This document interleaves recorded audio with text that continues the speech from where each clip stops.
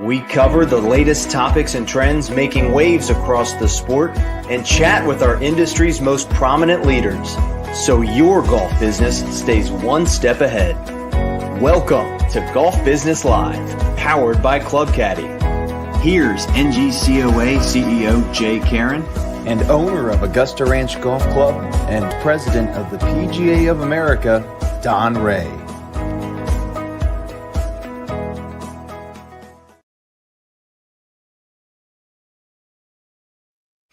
All right. Good morning, everyone. Thank you for tuning in to Golf Business Live, the March 2025 episode, coming to you live since the spring of 2020. I think next month might mark the 5-year mark of our show, powered by our friends at Club Caddie. Thank you, Jason Pearsall and team.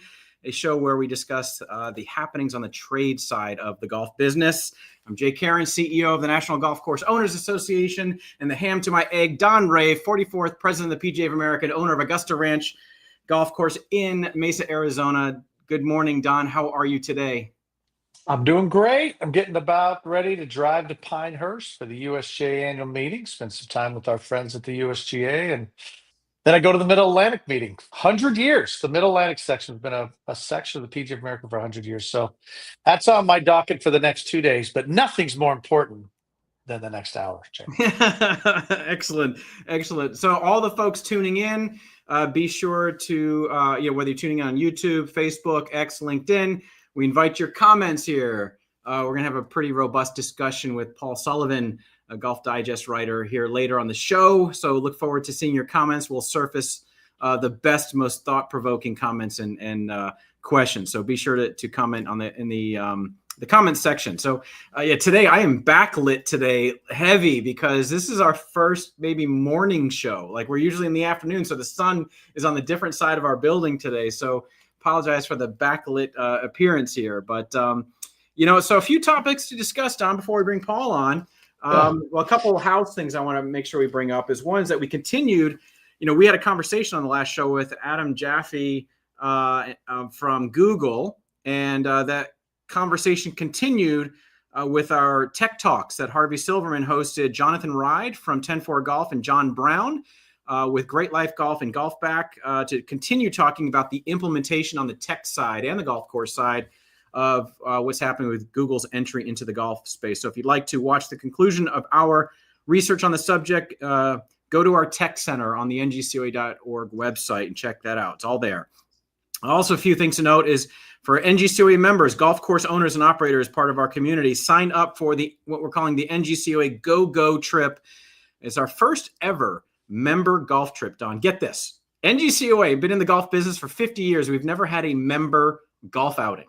Right. So we've got room for, I think, 15 players. We've got some signups already happening. We're going in June to Michigan, to Boyne Resort, one of our great members of NGCOA for many years. So make sure you go to ngcoa.org/events to sign up. And it's all about golf course owners and operators geeking out on golf operations for like 4 days together, golfing during the day, having fun at night, and in the morning over breakfast, hearing from a subject matter expert, whether at Boyne or in the area on areas of golf operations. So you're talking business in the morning over your eggs and ham, and you can head out to the golf course and really enjoy the company of other NGCOA members. So check it out. It'll be in June. Also, in the next couple of weeks, be on the lookout. We're going to be releasing the 2025 Golf Business Pulse Report that we do with John Last and his research firm, getting into the minds of golf course owners and operators. What is on your mind? How did the year go? What are you focusing on? What are you worried about? What are you bullish about? And we publish that every year. And we had a session at the Golf Business Conference on that. So be on the lookout, NGCOA members, for the Golf Business Pulse Report. Also, heads up, we got 2 white papers that we have released, just as a reminder: Modern Guide to Golf Marketing and Cyber Risk and Data Protection. Shield your golf business from greens to screens. We are seeing more cybersecurity breakthroughs and hacking into data at golf course companies and harvesting that information. So we need to do better and do more on the cybersecurity side. And thank you to Robbie Wooten, who helped with the new golf marketing white paper that we have there. So thanks to those folks and NGCOA members. You got great resources there. And we have National Golf Day coming up, April 30th, May 1st and 2nd. I know you're going to be there, Donnie. We'll be on Capitol Hill, telling the good story of golf. We'll have a few hundred people there, I'm sure. It's looking to be a robust meeting. So make sure you register today if you want to join us in Washington. National Golf Day. It's going to be a great event. NGCOA is going to be hosting our Champions Dinner one night. It's just a wonderful few days to showcase what goodness golf brings to the American culture and economy. And May 2nd, we'll be doing a community service project, I believe, with one of the National Links Trust golf courses there. So looking forward to that as well. I wanted to ask you a question, Don. You weren't expecting this one, but we just learned recently that the Arizona legislature, it has a bill, I don't know if they passed the bill or not, that would allow golf courses to allow BYOB on golf courses. And I don't know if you've heard about this yet or not, but the state legislator that passed this, moving this bill forward, he said it's because the working man can't afford to play golf anymore. So let him bring his own liquor and beer and not have to pay for it on the golf course. As a golf course owner in Arizona, how do you feel about that? Well, of course I know what's going on because I showed up to the Arizona Golf Group where we had a bunch of legislators there for the state of Arizona that the Arizona Alliance for Golf put together, and it was great. And that representative was there, and I got to talk to him. I've got his cell phone number now. He's going to come out to Augusta Ranch. Because I would say, no matter what the issue is, it seems like when it comes to golf, we're always misunderstood of like what we want. My feelings after talking, to him is that a lot of golf courses have signs right on their bag drops that say, hey, what's in the bag? We know that you're sneaking on alcohol, and per statute, Arizona statute, you cannot bring alcohol into the golf course. The understanding by some was that this was inhibiting the golf courses the ability to allow people to bring beverages on. And so really the legislation started to help golf courses, to give golf courses the flexibility that if you did want to allow people to bring alcohol on, you could. Right. And it just shows you, as a golf course owner, I'm worried about the liability, dram shop laws. Obviously, that's the biggest thing. I have to understand what we train heavily at Augusta Ranch, right? Beverage cart or bartending staff or service staff, or even now the golf shop staff, because we're giving out 6 packs of beer and coolers. What is the consumption rate of those people at a golf course? Because we're responsible for it, whether we know it or not. And that's concerned, right? I understand the intentions of it. I applaud him that if he believes he was really helping out the golf courses, giving us flexibility. But I think we all know that the flexibility is not something we desire on this one because the liability will definitely outdo the flexibility of this. So another classic example of the unintended consequences of legislation and why that we have to have personal relationships with those who represent us at the state level. And we can see those state level people, the ones that represent us as a state at National Golf Day. But if you're going to see the people that are represented by the state, you might just have to create that event on your own, just like the Arizona Alliance Golf did. And I have one more thing before you get off this topic, is I just watched all of this material that the NGCOA has. And I hope that a lot of PGA members know that they can be members of the NGCOA. There's a chance their course is a member already. And if not, why wouldn't you be? A lot of PGA members reached out to me after our last podcast about what they heard and what Google's doing. And wow, they're like, I had no idea. This is why the PGA and the NGCOA being really close on our educational efforts is really important. We're always going to drive a lot of education to our 31,000 who are from the very first time golf professional to the guy who's been in it for 20 years. What the NGCOA education does, and being a member of both organizations does, is it enlightens you to the things that are happening that are very business related or property or asset related, because that's what owners focus on. Why wouldn't you want to know what makes an owner tick? If you're a good PGA professional, wish to be an owner someday, or just have a better relationship with their owner, you would want to understand what's important to them. And that's exactly what the NGCOA does. So I just had to throw that plug out there because a lot of PGA members are like, Don, that content was so good. I'm like, be a member of the NGCOA. It's very affordable. And what you're doing is making sure that when these representatives, like Representative Colliton did with his legislation that has only passed the House, it hasn't gone to the Senate yet. Everybody's acting like it's a law. I think they all saw, the little cartoons when we were kids. There's a difference between a bill and a law. I'm just a bill, and I'm only a bill, and I'm sitting here on state Capitol Hill. It's not a law yet. So, you can reach out to your representatives. But there you go. Hey, Taylor, make sure we get that sound bite, that clip. What a testimonial to join NGCOA. Thank you, Don. I appreciate that very much. And Schoolhouse Rock, Taylor. Schoolhouse Rock. Yeah, I'm just a bill. Yeah. I got to surface this. We got someone who loves playing Augusta Ranch. There you go.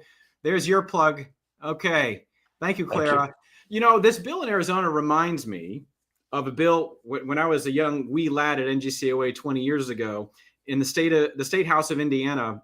Thank you, guys. There, thank you, Taylor. There he is. Slow-footed there, a little slow-footed, but thank you, guys. So there was a bill in Indiana where a woman who is a state legislator there, whose husband died on a golf course, unfortunately, had a heart attack, died on a golf course. So she thought a well-intentioned bill would be to require every golf course in the state to have the automated external defibrillators, installed. And, we might save a life. That's the intent. We might save a life here. And, golf courses, and you look at the demographics, it's not an unusual place maybe where someone might have a heart attack. It's like, okay. And what happens if you're on hole number 6 and you're far away from the clubhouse?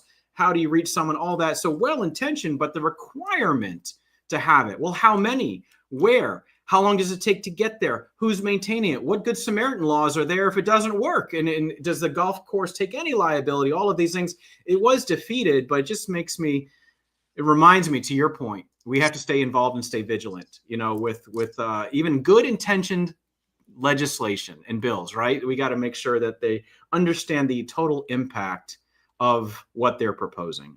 So yeah, see, he loves golf. By the way, every legislator who was there, one, didn't understand about how golf is amazing for Arizona, $6 billion economic impact, 2% of the water. Say that's it. And so, yeah, he was actually trying to help. And so that's why to build these events when there's problems, that's not how you build a relationship. You build a relationship when everything's nice and it's relaxed. And then when problems happen, boom, you've got a quick phone call to the governor or to the mayor or to the city council to say, hey, did you know what was happening? Those states that had good relationships when COVID happened, they immediately, right, Jay, we know this. Yeah. They immediately reached out to the representatives they personally knew and said, hey, what can you do? Keep golf open, please, please, please. We think we invented social distancing. Those that had terrible relationships thought they were just a commodity, thought they were just a taxpayer and not actually as tax creator, the sales tax that we give and how we help out and give money to charity. Listen, build relationships when you don't need them, because when you do need them, they'll be easier to re-inflame. Right? By the way, do you still have your 6-foot PVC pipe stick that used to keep, people separated from each other on Augusta Ranch back in the spring of 2020? Do you have that on the wall somewhere? No, but I could make one in about 3 minutes, dude. There's always PVC down the ground. I could, and I was walking tall with my stick, and I was poking people in the belly to make sure they were 6 feet away, because that's what PGA pros do, and that's what owners do too. When you start messing with our deposits and the people that we got to pay, I think that's another thing. I will say, I'm going to throw this out there.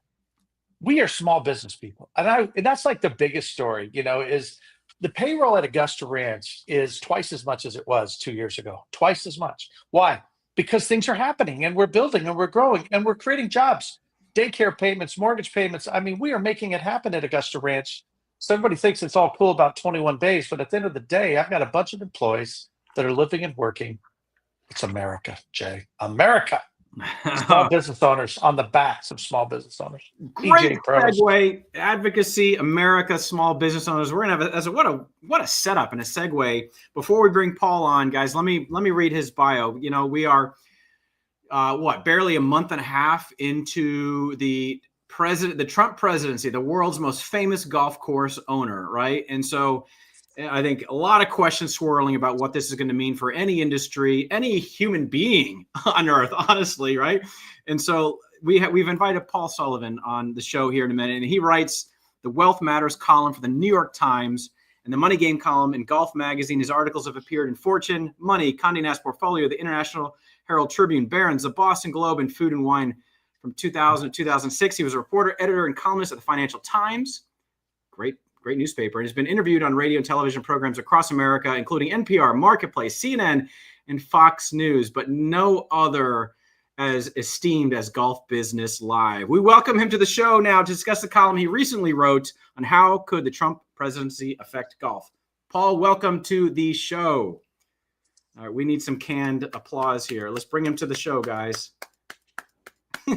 Hey, I was trapped there. Like, let me in. How do I get in here? Like, what do I do? Hey, welcome. Secret handshake, Paul. Secret handshake. I guess that's it. I needed to know what that was. So, welcome to the show, Paul. Good to see you. yeah, thanks for having me on. I appreciate it. Absolutely. I got a litany of questions here, and I'll start with some generic stuff, okay? Because obviously you wrote about what you see as kind of the three big impacts, and we think there could be more that I want to ask you about, your perspective on what the impact on golf could be. But as a writer, before we get into maybe the Trump presidency, as a writer that's been following the economy of the golf industry, what do you think of the current state of the industry as a whole? We're in a good place right now. We're growing, but what challenges might you see on the horizon, or fundamental things that blind spots of our industry that we need to address? Anything, just general commentary on golf, the industry. Sure. I mean, like, we're in this great moment where we are flying high. If I belong to a couple clubs. The waiting list to get into a private club in the Northeast or in Florida, where I belong, is astronomical. And clubs have to be really judicious as to how they manage those waiting lists. My club in Connecticut has a 5-year waiting list with a 6-figure initiation fee. My club in Ponte Vedra Beach, I'm told it's a 3-year, waiting list. That's really appealing. And if you're not careful, you're going to say, like, wow, I can bring forward a lot of those, those initiation fees, which are what? For capital projects. Right.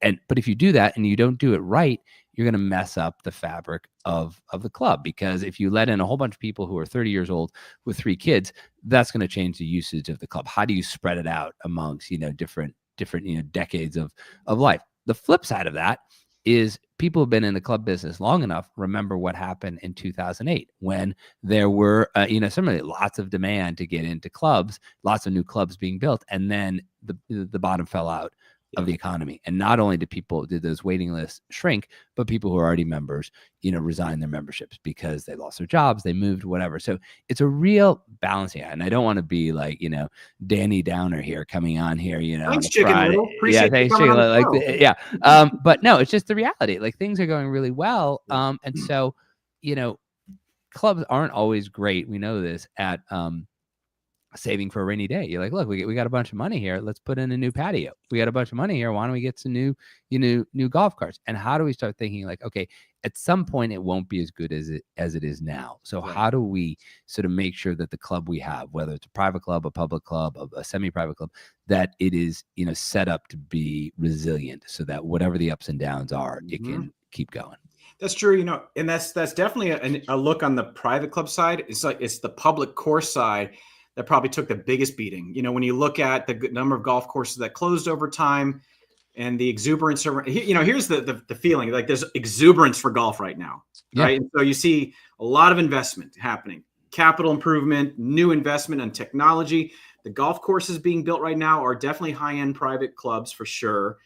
And nobody's building the daily fee course anymore right now. I don't even know one in the books right now, being built, a daily fee affordable golf course. Right. And so it's gonna be interesting to see when the economy softens, what happens, in our space, because what the DNA of what happened in the overbuilding was different, because it was built around housing development, so many of them, right? We don't have that happening right now. So maybe we have this nice equilibrium of supply and demand, that even when the economy softens, we're not going to see this big fallout because of a miscalculation of what needed to be built, right? Yeah. So we'll see. Don? Yeah. I wanted to, what I think is interesting is when the Tiger Woods effect happened, it was all about the money then. Oh my gosh, golf is killing it. We're building a course today, money, money, money. And all the money people got into it. And it ain't about the money till it's about the money. And then that's all it's about. And then they put the PGA professional in the back room counting the money. And that's not where we're at. And that's why golf started to tail down, because they took the PGA professional, who should be on the practice tee, the first tee, and the putting green, building relationships, building games, because you play better, you play more. And they put us in the back room as bean counters instead of out there doing seed counting or seed planting. And I think that's going to be the difference here. I mean, to your point, everybody always points at capital improvements. And believe me, there's a lot of deferred capital out there because of the way golf was before COVID. But don't forget about human capital. I think the facilities, even Invited is investing in PGA professionals to play golf with the members, paying them to play golf with the members, because they realize that the attrition rate, you're not getting those at-risk members. If you build relationship with them, they're not at risk anymore. they're all in. And so that's the key. The economy, you're right. I think that could happen, Paul. But the plan this time, and I think we got a good one, is that we're not going to base it on let's count all the money we've been making. Let's build relationships so people don't leave this time. And that's who it is, LPGA or PGA, or the owner walking around, Jay, right? Yeah. Building relationships. Stop counting beans. There's people who do that. You can outsource that. If you love people and you love golf, then be on the front lines, not in the back room. You know, Pellucid Perspective came out with their, I think, one of the newsletters today, and they said the same exact thing. They said the industry focused so much on the funnel, getting people into the game, that we did not really pay attention to retention. And, you know, if we keep lifting retention, that's better than, you got to do both. They're not mutually exclusive. You got to do both. But to focus more on retention, what do we do to build retention? To your point, it's people, it's relationships, it's programming, it's building that human connection to your course or your club that makes retention happen, right? And so that's where you're right, we need to focus on that. Paul, let me turn to the Trump administration. And, you know, what key themes for you kind of emerged as you were diving into this about, you know, the impact on golf that you saw? What were some unexpected findings or thoughts? Well, I think that, you know, that Golf Digest story focused on three areas. It was, you know, immigration, environment, and tariffs, you know, sort of economic policy, but really specifically, you know, tariffs. And I focused on those three things because they could change, you know, quite quickly and have a dramatic impact on the golf business. And the three of them were I felt not sufficiently understood. So, you know, take tariffs, for example. We talk a lot about tariffs. A tariff is just a fancy word for a tax. Somebody has to pay it. We just don't know how it's going to be paid. And so in that article, I talk about a simplistic way. If something costs $10 in a country that's, you know, exporting it to the United States and it's sold for $25 here, if they affix a $5 tariff on that, well, that causes a problem. So now it comes in at 15 and you're not going to sell it for 25. You're going to sell it for 30, 32, whatever. But that's not how it has to work. And so it's not, even though it is a tax, it is not that simplistic. That person selling that good for $10 could sell it for $8 because he doesn't want to lose the market that he's already established. So now it comes in at $13. And that end retailer, instead of selling it for 32, could say, well, I'll sell it for 29. I won't make as much money. And so that, you know, when you start thinking in that way, it's a lot more, you know, complicated, a lot more sophisticated than some of the sound bites make it out to be. But it also requires a lot more planning on the part of, you know, the golf course owner, the general manager, you know, the superintendent for sure. If he's buying, you know, chemicals, making plans that are going to impact, you know, the environment. And if it's, you know, the pro who has to hire people, these whole visa issues, you know, I'm mostly in the Northeast in you know, the Connecticut, New York, you know, Met section. And, you know, at my own club, you know, I think we have the superintendent maybe has, I think, 7 or 8 people year round, but in the summertime and season, it goes up to 30. So where do all those people come from? Some are local high school kids, but some are coming in from other countries on temporary visas. And that's super important to maintain the course in the condition that we want it maintained in. So the tariff question, you know, I guess where is it being used as an economic development tool, or is it being used as a weapon to punish other countries? And where is, because all the scenarios that you painted, it feels like nobody's winning. It's like you're having to deal with the tariff. So where's the winning from a tariff that the golf industry or any industry might, you know, result from all this? Well, the winning is like, not to be flip about this, but if you're Vietnam and you want to get more manufacturing from China, you could win because you'll have a lower, you know, cost basis. But just, I think it was earlier this week, Callaway came out and said, you know, they're warning that this could impact their earnings. Some things you can't move. If somebody's making a very, you know, high-end, sophisticated golf shaft, if somebody is manufacturing, you know, a driver head, which is a giant pile of technology, this is not, you know, when I was a kid and it was a piece of wood that somebody could carve. I mean, it is so, you know, heavily filled with technology. You can't just decide to pick up sticks and move it from one manufacturing plant to the other. And that's where, you know, people are going to have to get creative to figure out, what can we do? Can we bring some stuff back to the US and make it here? Sure. But it may not be, you know, economically viable. It may be better to pay that tariff and sell it for a little bit less and to see how things, you know, play out in the next year or two.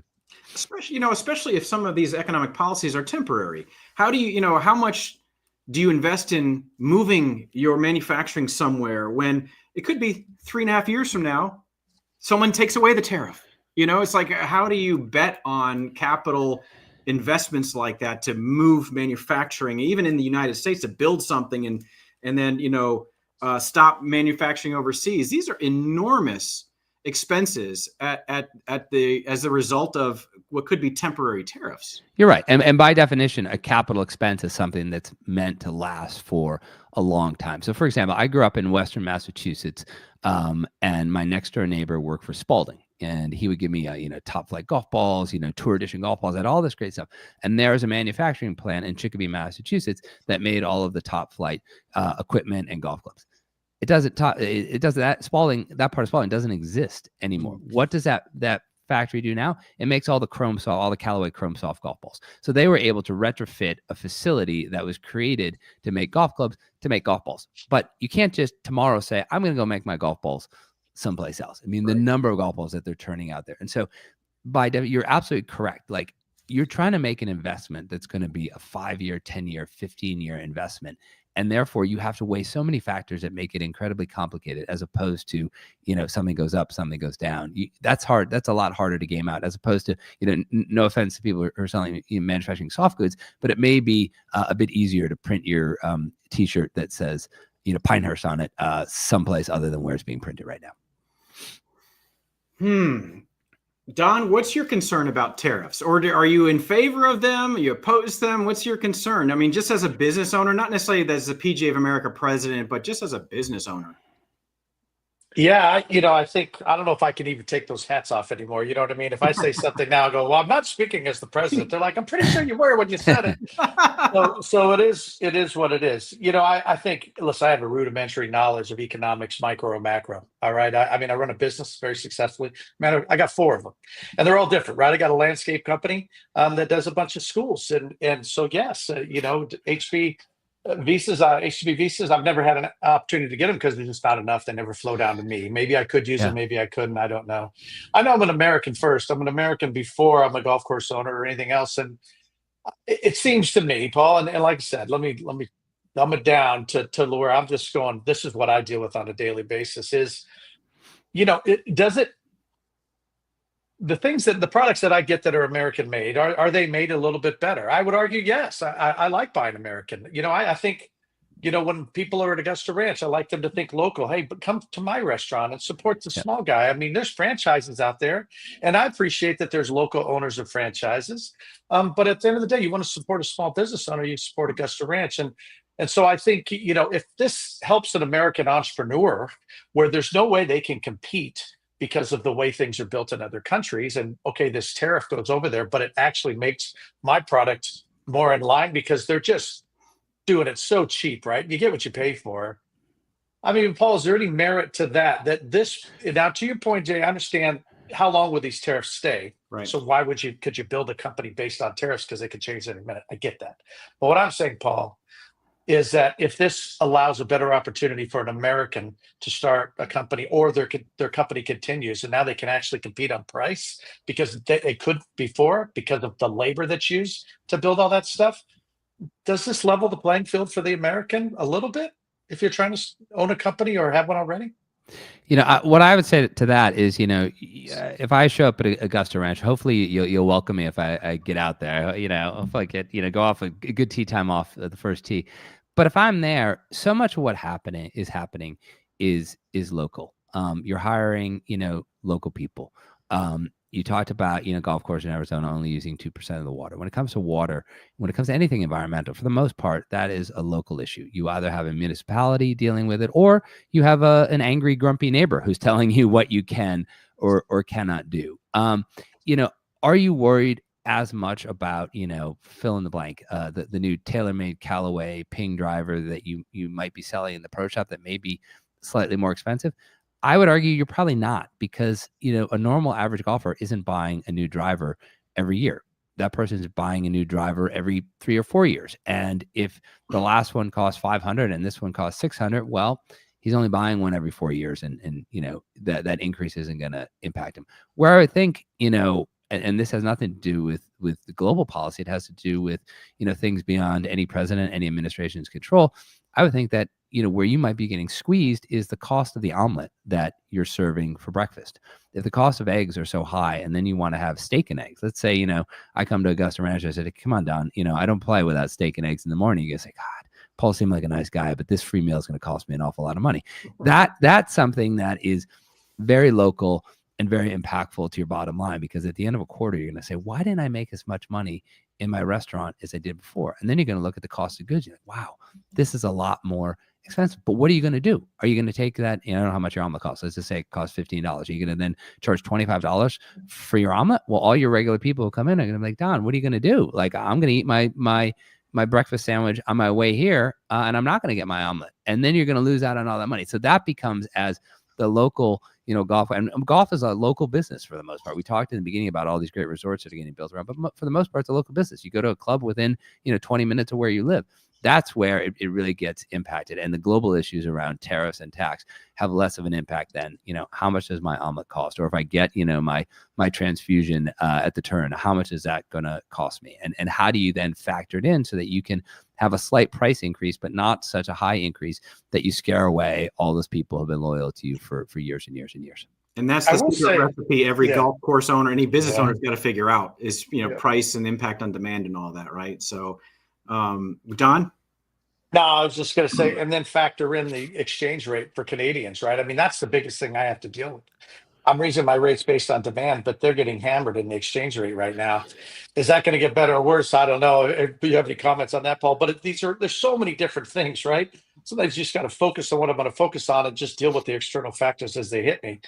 But exchange rates, you think those are going to get affected a little bit, Paul? I mean, because for Canada, it hurts me. Hey, Don, as long as it stays cold in Canada, places like Arizona and Florida are going to remain attractive. So I think you got that going. Maybe they don't stay for 2 weeks. Maybe they stay for 10 days, but they're still going to want to escape the cold. Well, to that point, travel and tourism is an enormous part of golf. And some of let's get, tie it back to Trump a little bit, the changing nature of the relationship with Canada and some others is having, possibly a chilling effect on inbound travel. I'm a board member of the U.S. Travel Association. I can see a lot of content coming out of the U.S. Travel Association, very worried about what is our nation's largest export, which is travel, if you stop and think about it, right? And so, any thoughts on that? All the golf trips, anybody visiting in America to, play golf in the Scottsdale, Phoenix area or Myrtle Beach or whatever, is it, how worried should they be about international demand for coming to America? Look, if you've been planning your 50th birthday trip to Bandon Dunes and it's been on the book for a year and a half, I'm pretty sure you're still going to go take that trip. Where it's going to hurt people is that that opportunistic vacation. Like I suddenly it's cold here, it's miserable, it's raining, I want to get out. And then that's where people could get scared away. And that's where it has a systemic impact. What do I mean by that? If you're saying, what, I go to Myrtle Beach every year, or I go to Arizona every year, and I've been doing it, I think I'm just going to hold off a year. I can skip it. Now, if one person does that, who cares? But if hundreds and thousands of people start doing that, that's when it has an impact. But it's not one of the things that you can really game out, because you're going to have to just be resilient and ready for whatever happens. Right. Because people were, what happened during COVID? People weren't taking such long trips. They were looking at, where can I drive to? And so suddenly locations where people were flying in before, they're getting a lot more, drive into traffic. We'll still try to figure out a way to get a vacation. We'll still try to figure out a way to play golf someplace where it's warmer than where we spend our winters. But how it's going to play out, it really depends. If, millions of people decide to pause their golf vacation to the United States for another year, let's just see what it looks like in 2026.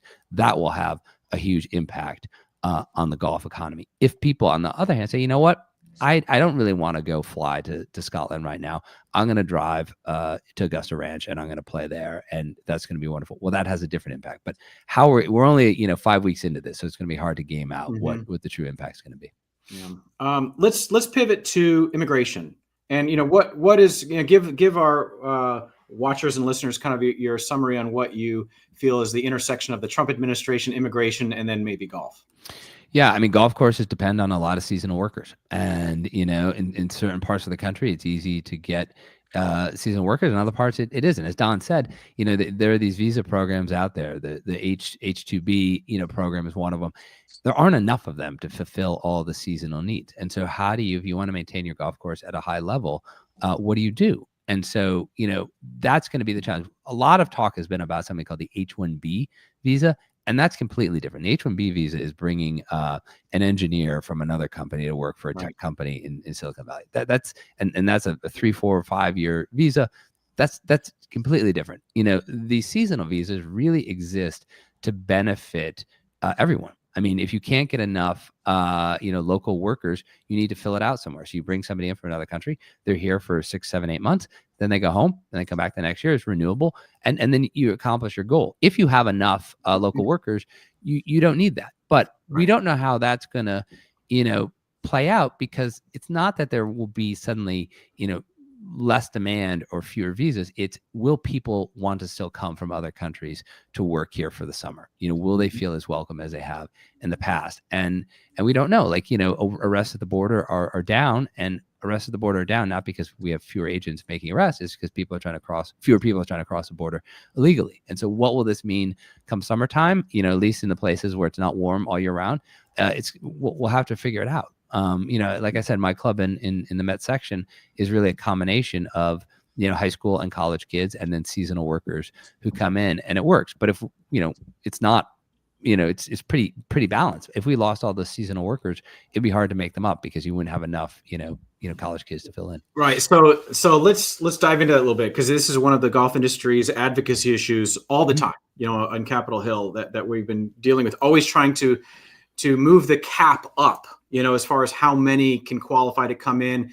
We always advocate for the returning worker exemption. If someone's been working at Kiawah Island Resort for 25 years, they're safe, they're reliable, they go home, they come back, and can we exempt them from the allotted number of visas and all that? I think there's some interesting nuances here, and you go into a couple of these things in your article. There is a correction I want to make, though, a point you make in your article. You mentioned the H-2A visa as an agriculture visa.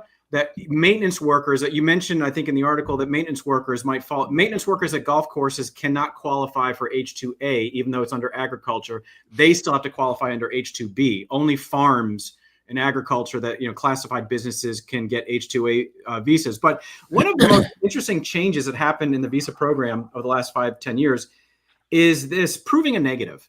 You have, as a business, you have to first prove that the U.S. workers would not take those jobs. So you have to prove a negative a little bit, right? You have to somehow prove you've advertised, and nobody would take it. And I guess one of the issues here, Paul, is that if those returning workers, or if the immigrant workers weren't there, this displacement of America jobs. I don't know if there's a shortage of local labor to do the jobs, or if Americans just don't want to do those jobs. It's not just a shortage of workers. It's my kid doesn't want to do that. I mean, I know a lot of kids and people that don't want to do the kind of work that these wonderful immigrants come and do. What's your take on that? Well, yes and yes. Because here's what Don said before, in the first boom, when all the courses were being built, golf pros got turned into being counters, and all the money was flowing in.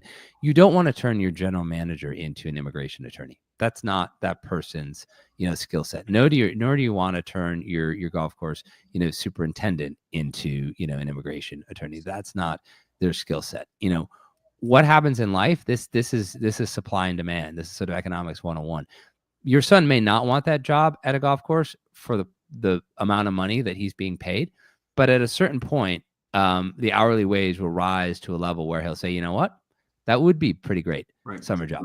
So sure. you may have to, and so that will have a negative impact on the economics and the business of golf courses, because if you can pay somebody whose goal is to come to the United States, work for 7 months, earn some money, go back to his home country, save that money for his family, and both accomplish a job that needs to be done in the U.S. and he benefits because he's helping his family, and for that, he's given housing or subsidized housing, and he at the course, and he's able to be paid a wage that for him is wonderful. For him, it's more than he'd be getting at home, but it's not as much as your son or some other high school or college kid would need to be paid to do that same job, and that's where the economics get skewed, because at a certain level, somebody will take that job. It's just, is that too expensive for the golf course to pay? Right. Don? Yeah, I just, you see one of the comments about how the golf in Scottsdale is skyrocketing, and I think you nailed it. I mean, I'm not joking. I mean, my payroll used to be $40,000 every 15 days, and now it's $80,000 every 15 days. I mean, do the math. You know what I mean? So it's double, another $500,000 of labor that I have to. And hey, how do I cover that? Well, Yep. I'm just trying to keep the same margins because I have a capital plan. I know my reserve studies. I know what I'm trying to do to make the course bigger and better every year, so people are entertained and they like it, and it looks nice and smells good because I'm painting everything and cleaning. But it is what it is. When you double my labor, then I'm going to have to increase green fee prices. And nobody in the Scottsdale market is killing it right now like everybody thinks they are, because they're looking at green fees. They're not looking at all of the expenses that have come underneath and all of the capital expenditures too. Even if the EBITDA line is healthy, that's not taken into consideration the capital line, which we all know is something we have to invest in because of deferred. So yeah, you're exactly right. If I'm able to get some of the labor at the price, well, then I just keep increasing that entry. And you might say, well, Don, those people need a livable wage. Okay, but sometimes it's this high school kid who he's getting free golf and free sodas anyways. He's digging it. He gets to play. She gets to play as much golf as they want. When that minimum wage goes higher, that delta between maybe an operator or some other job, that delta has to remain the same. So as that minimum wage goes up, I end up giving raises to everybody. That adds up. And that's the impact of what happens to the guy who signs the front of the check, not the back of it. Yeah, and if you're a golf course operator and your green fee, I'll just use simple numbers here. You have to sort of get that money somewhere. So let's say your green fee was $50, and you had a customer who would play twice a week. So he'd spend $100, and okay, that seemed reasonable to him. If you now increase that green fee to $75, that customer is going to say, "Wow, that's quite an impact. I'm only going to play once a week." So simple math. You used to get $100 a week from that person. Now you're getting $75 a week. And we know that the marginal cost of, one more golf cart out there, one more person out there isn't that great. It's all the other stuff that person buys when he's there. He buys a soda, he buys an omelet, he buys a sandwich at the turn, he buys a couple beers.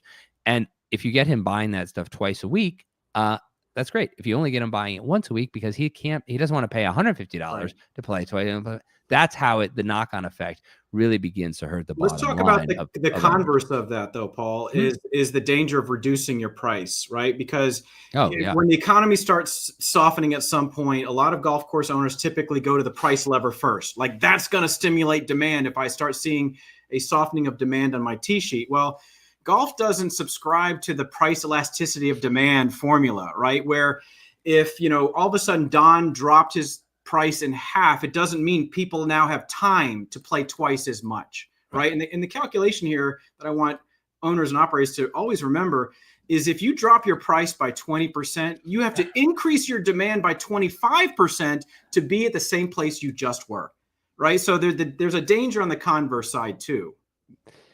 Jay, I'm still waiting for those good people out of Pebble Beach to have some sort of discount on playing around out there. Doesn't seem that that's hurting them, whatsoever. And what happens if you drop the price and then you need to increase the number of rounds to make the same amount of money or more? Your course is more crowded, and that is unenjoyable. It takes longer to play. People get frustrated. They look for another course. I grew up in Western Massachusetts, and this is an area of the golf world that's really suffered from this. We used to have a lot of really nice, small, working class, private, semi-private clubs.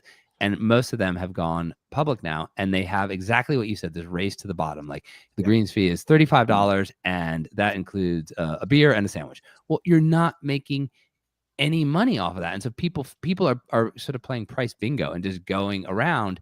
And now, instead of, we used to have, 15 great, reasonable private courses, and now we have 2 quite expensive private courses in Western Massachusetts, and 13 where it's just race to the bottom, and it doesn't work, because the more play you get, the more wear and tear, the more your superintendent has to do, the more time you have to spend on chemicals to maintain what you're doing, how it changes the mowing. It's all interconnected, and when you go on that, I agree with you 100%, Jay.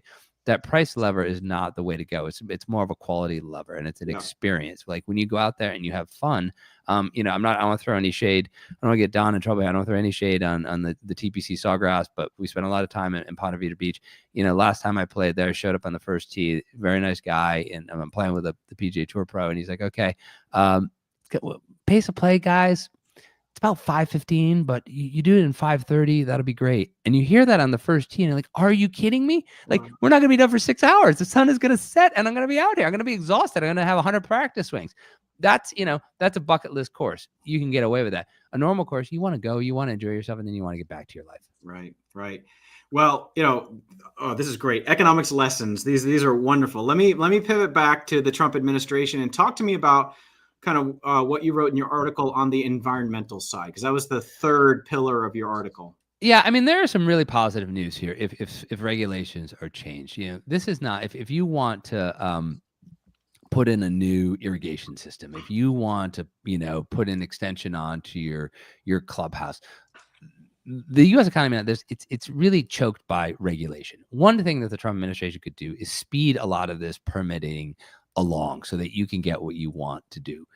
If you're a company making something in the bigger scale, you want to have a new plant to make more XYZ chemicals for weed maintenance, that may happen. Where it's not going to happen is, as Don and I were talking before, so many of these environmental regulations are set at the local level. So nobody's about to, move the 7th green into the wetlands. That's not going to happen because, town government, municipal government, nosy neighbor, they're going to stop that. But it may help you if you're doing these bigger projects, get those permits and to move them along a little more quickly. Interesting. The Golf Course Superintendents Association of America is always on the case as far as environmental issues and what's happening at the EPA. And I'm sure they'll be meeting with new EPA officials when we go to the White House on National Golf Day or go to Washington. So I appreciate that. I think that's important. That's balancing act of not changing our standards for environmental safety and concerns. But like I said, how do we get rid of the red tape? Right, and superintendents are stewards of that course, so it's not they're not going to turn their course into an EPA Superfund site, right. And chemicals cost a lot of money. They want to use them judiciously to create the best product they can, but they're experts. You wouldn't go to a heart surgeon and say, hey, you really think you want to put that stent in? You trust that the heart surgeon knew what he's doing. You want to trust that the superintendent knows how to manage, the chemicals and all the inputs he needs to create the greatest output, the product being the golf course. I mean, go ahead, Jay, we have to, WOTUS. I mean, Waterways of the United States, this was almost a terrible situation. And, and it looks like it's going to go away, thankfully, with this new administration. And, I would say, too, I just wanted to throw this out there, Jay, before you went to the next topic. But, one, I see some comments over there, once again, still talking about pricing. And listen, dynamically pricing, it's not that you're charging more because there's higher demand. It's also understanding where you don't have demand and realizing there's a price for people. There are time-sensitive people. There are price-sensitive people. Yeah. You have to identify both and have products for both. But that's a different thing. But what I was going to say, I think, I have to admit, someone who plays golf starts to understand golf. They see what it's about. You're outside. They see all the money for charity. They see that we're all sustainable about the environment, mainly because it saves you money, but also because it's the right thing to do because, we've got this planet. And regardless of the policies that might happen right now, I know that when the president plays golf and understands golf and values golf, then he's going to do things that are going to help golf because he understands it's not playing 18 holes. Once again, it's jobs, it's the environment, it's sustainability, it's all the things that we do for charity. This can't be a bad thing. I think there's nothing but good coming out of this if the president understands golf, not just plays it, but understands it. Yeah, and Don, let me add one thing in there. We talk a lot about, the crisis of loneliness and disconnectedness among men. And, obviously it impacts women and lots of women play golf as well. But when you think of like what it's like to be with your 3 friends and to play golf, is it about your score? Is it about the course? No, it's about that camaraderie. And when you sit down afterwards and you have a sandwich and you have your beer, you're talking about things that you wouldn't talk about, otherwise with those guys. You're sharing with them, like, what's going on in your family? What's going on in your job? How are you feeling? And that's something that can't be, underestimated. The huge, social support that golf gives to the individuals who play it. No, great comment there, Paul. So I want to talk about something that wasn't in your article, but we may see kind of a rippling effect from the Trump administration. And there were some early executive orders on diversity, equity, and inclusion, right? Very controversial topic, obviously, but essentially there's kind of this effort in the federal government where they can control things, obviously, to kind of root that out. Now, in the golf space, we've been working hard in many, many ways the last several years. PGA of America, I think, is the tip of the spear on a lot of this stuff too, in expanding the game, being more inclusive, reaching out to others.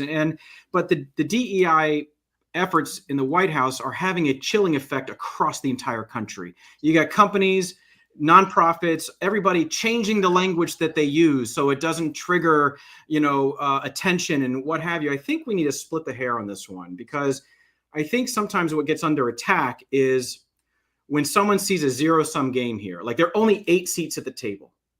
And how are we choosing who sits at those 8 seats? Are we leaving someone out to bring someone in? It's a zero-sum fear, right? That is driving a lot of that. In the golf space, I think we're just trying to build the pie, expand it through our programmings, and the investments made in all kinds of interesting things, whether make golf your thing, grant investments and so forth. But there still could be this concern about, well, if we're spending money on trying to expand the game to a certain populations, that must mean that we're not spending that money could be spent elsewhere. That's still discriminatory. How do you see this maybe at the intersection of DE&I and golf? That's a great question. And I don't know if I have a great answer. I think like golf is wildly popular now. Don, what your organization is doing, yeah, sure. The PGA Championship's awesome. The Ryder Cup is awesome. But day to day, what are you doing? You're trying to get kids to love the game so that when they grow up, they're adults who love the game. And in some ways, it's altruistic. And in some ways, it's selfish. It's altruistic because you went through this and you love the game and now you do it. And in some ways, it's selfish because if you don't have more people playing the game, then the game of golf goes the way of bowling. And then people aren't, playing, it's not cool anymore. And so there is this moment, and I see it like my kids are younger, 7, 12, and 15. They're basically colorblind.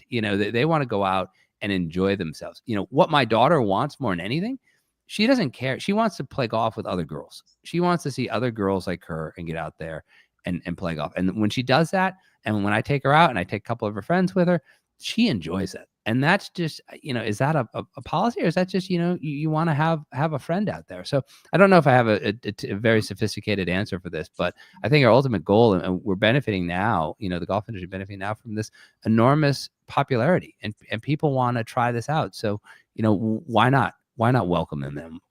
Yeah. Don, do you feel like there's a chilling effect or a slowing down, or kind of maybe we shouldn't focus so much on diversity and inclusion in the game? Well, I think it's up to your point. Okay, the PGA of America, who are we, right? I mean, we represent the 31,000 plus members and associates that are out there. They all have their own politics. They all have their own way of going about things, their facilities, wherever they're at, the demographics that they look at, the psychographics they look at of who's playing their facility. I think our message to any of the members is, hey, just think inclusivity, whatever that might be. If you've got a bunch of 60-year-olds playing the golf course, well, then maybe you should look into 50-year-olds or 40-year-olds or 30-year-olds, regardless of their skin color or wherever it's going on. Who's playing your golf course and who's not playing your golf course? Because I think that's what I always worry about, is you always have an unconscious bias of the people around you. You don't know it because it's unconscious. And so now, can you look around your facilities and go, who isn't here and why aren't they here? Because I know that I want everybody at Augusta Ranch. I don't care. When I see a pickup truck with pool equipment in the back and then I see it parked next to a Porsche at Augusta Ranch, I'm like, we're doing something right. We're bringing in different economic structures of people, which is why golf is the best. So I think as far as the PGA of America, we just want to make sure that everybody in the world knows that we want to be inclusive. I don't know what letters you want to throw at it. I don't care. I don't think the PGA is involved in politics, but we are involved in knowing that when only 8% of the population plays golf, and it raises a boatload of money for charity, and we know we bring families together, to your point, Paul, that's the problem. That's the chilling number that I look at, is I've got a game that makes people better and healthier and happier, and yet only 92 out of 100 Americans don't play it. Come on now. That's chilling. That's what we have to work on. And also we know that the complexion literally of America is changing rapidly. And people want to see themselves in a sport, to your point, Paul, earlier, girls want to see other girls in the sport. But if we're looking at diversity, it's like the dispassionate case still is America 30, 40, 50 years from now is going to look very different. And so should golf if we're going to track with America, the economy, and set ourselves up for best economic success in the future. That's my take on it for sure. But I want to close out with this question, because Don, you were, I'd say maybe a little rosy in your comment about the president knows golf, and so he's going to be a friend to golf. In fact, in your article, Paul, Greg Nathan, who's a good friend of ours who runs the National Golf Foundation, he had 2 quotes in there, and I'm going to challenge all of this just for rhetorical purposes. But Greg said in this case that his take was that the president isn't likely to support policies that would unfairly target the golf industry.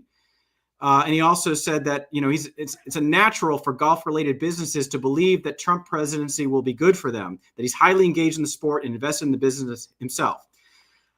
All right, so I'm going to challenge this because when we look at the first Trump administration, and maybe Trump 2.0 is very different. He's actually showing himself as to be a little bit different than Trump 1.0.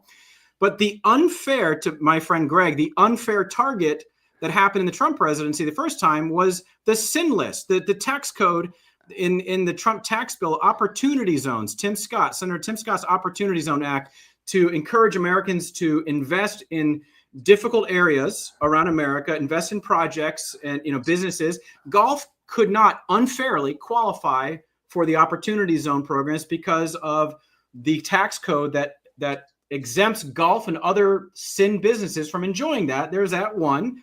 And 2, the business entertainment deduction was eliminated in the first Trump administration in his tax bill. You can no longer write off that round of golf with your client or your employee or your potential client as a business expense at the 50% deductibility like you can a meal. So I'm going to, if I was in debate school right now with Greg, I'd say, Greg and others, the first Trump proved to be actually maybe not so friendly on a few policies. So what makes us think that Trump 2.0 might be friendlier to golf? I love this question. And it takes me back to graduate school when some professor would say, my esteemed colleague here, blah, blah. And then you'd wait for the but. And once you got the but, that's when they knocked the legs out from under the guy. So I'll say 2 things there. Look, nobody is making policies just for one industry. So, if you can't deduct, that entertainment meal on the golf course, you also can't deduct it at the football game, at the baseball game, wherever. So this is the unintended consequences. Like if tariffs go up on certain products, if the tariffs go up on steel, well, that's going to affect anything that requires steel to be made. Now, the second part, Tim Scott, for listeners here, 1 of 2 senators from the good state of South Carolina, where you are, Jay. I would argue that South Carolina has done pretty well in the past 10 years in the golf business. There's Tree Farm, there's Old Barnwell, there's Broom Sedge, there's the 2021 Club. Kiowa is doing great. Are those, economic opportunity zones per se? No, but you can fly into Columbia and get to Aiken pretty quickly. And what developers have seen is that, okay, there's an opportunity here to buy up 500 acres of South Carolina pine land. That's a lot cheaper than 500 acres in Hobe Sound, Florida, if I want to be, Michael Jordan's neighbor. So you can only legislate so much. As Don was saying, he was doing a little Schoolhouse Rock at the beginning when a bill comes a law, you can only legislate so much. There are going to be other economic factors at work that they say, okay, you know what? There's an opportunity here. Florida is really expensive, but I can build some courses in South Carolina, and I can get a lot of people, on the East Coast, in the Midwest, who maybe Scottsdale's too far to fly, to come down here, and we're going to create, opportunity. We're going to create jobs, and do we get the tax benefit? No, but the economics work out that the land is cheaper, and you can still charge a good amount of money and make a profit. So ultimately, I'm optimistic, but I'll say, Jay, there are always unintended consequences, and the policy that you change here could end up, impacting the golf industry by accident. True. And our job as an industry in the advocacy side is to try to prevent those unintended consequences from happening. Right. So we have to, just making a pitch for our involvement in government affairs, is we need to know what's coming, and that we know the people that are crafting the legislation so that they don't unintentionally hurt some industry that, maybe they still will, but for the greater macro issue that you're talking about. Sorry, there are unintended victims sometimes in some of this legislation. So you're right. But I think the lesson here is we must stay vigilant. We must stay involved, because with the Trump presidency and Congress and everything going on, I don't think anybody has a crystal ball as to really what's going to happen. So we have to stay involved. Wouldn't you argue that, Paul? Yeah, and I'll say this one thing, and I'm gonna go out on a limb here, and Don's gonna back me up on this one here. Love Donald Trump, hate Donald Trump. The one thing everybody can agree on about Donald Trump is he plays golf really quickly. And so if you want to advocate for something, advocate for pace of play. Look at how fast that guy goes around in his golf cart. He's not messing around. And when you talk, your initial question, obviously a very serious question about DEI, I actually don't think, as a golfer, I don't care who I play with, as long as that person plays quickly. They may not be a single digit like me. They may be a 20 handicap. I don't care. Just play at the same pace. That's where you can do some real advocacy, Jay. I love it. Don, any closing thoughts for Paul?